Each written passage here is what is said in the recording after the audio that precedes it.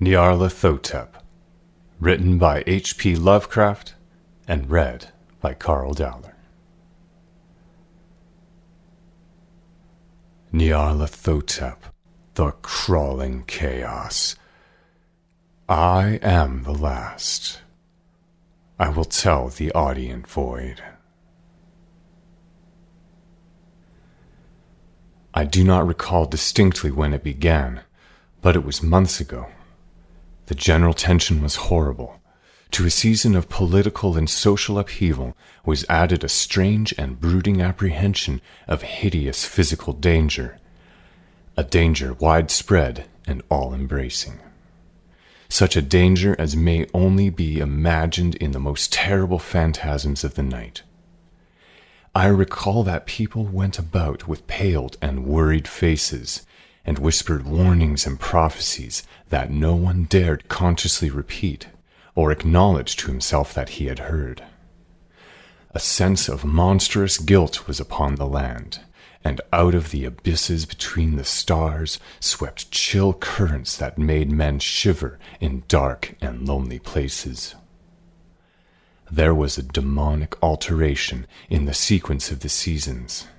The autumn heat lingered fearsomely, and everyone felt that the world, and perhaps the universe, had passed from the control of known gods or forces to that of gods or forces which were unknown. And it was then that Nyarlathotep came out of Egypt. Who he was, none could tell, but he was of the old native blood and looked like a pharaoh. The fellaheen knelt when they saw him, yet could not say why. He said he had risen up out of the blackness of 27 centuries, and that he had heard messages from places not on this planet. Into the lands of civilization came Nyarlathotep, swarthy, slender, and sinister, always buying strange instruments of glass and metal, and combining them into instruments yet stranger. He spoke much of the sciences, of electricity and psychology, and gave exhibitions of power which sent his spectators away speechless, yet which swelled his fame to exceeding magnitude. Men advised one another to see Nyarlathotep, and shuddered.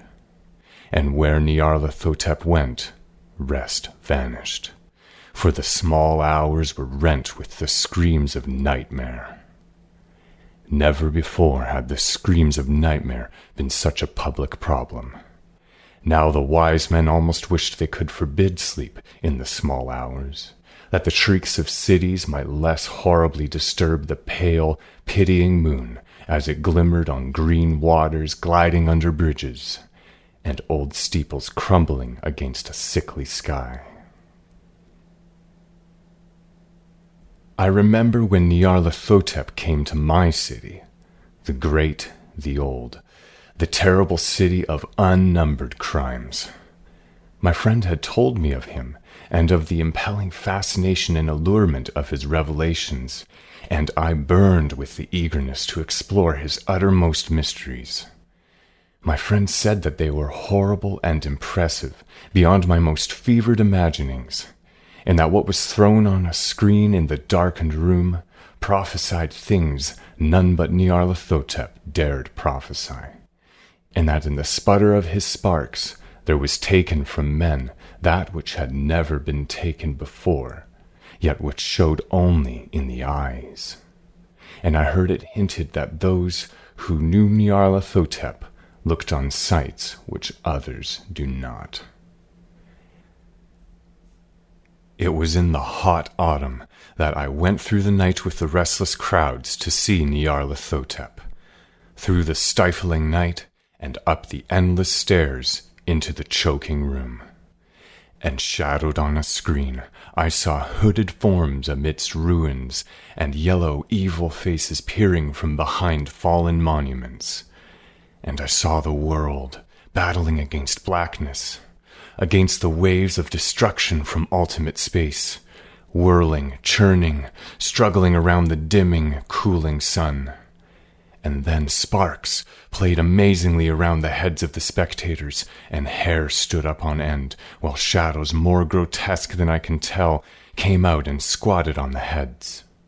And when I, who was colder and more scientific than the rest, mumbled a trembling protest about imposter and static electricity, Nyarlathotep drove us all out, down the dizzying stairs into the damp, hot, deserted midnight streets.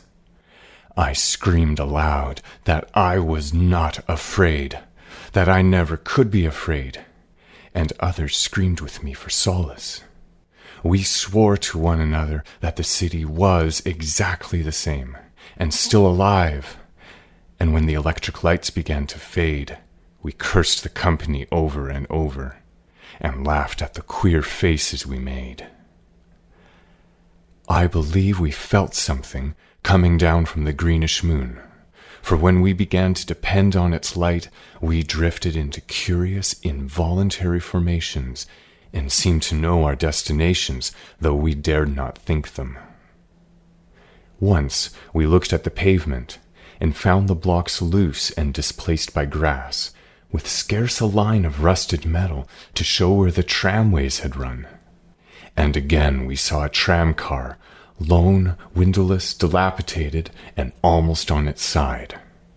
When we gazed around the horizon, we could not find the third tower by the river, and noticed that the silhouette of the second tower was ragged at the top.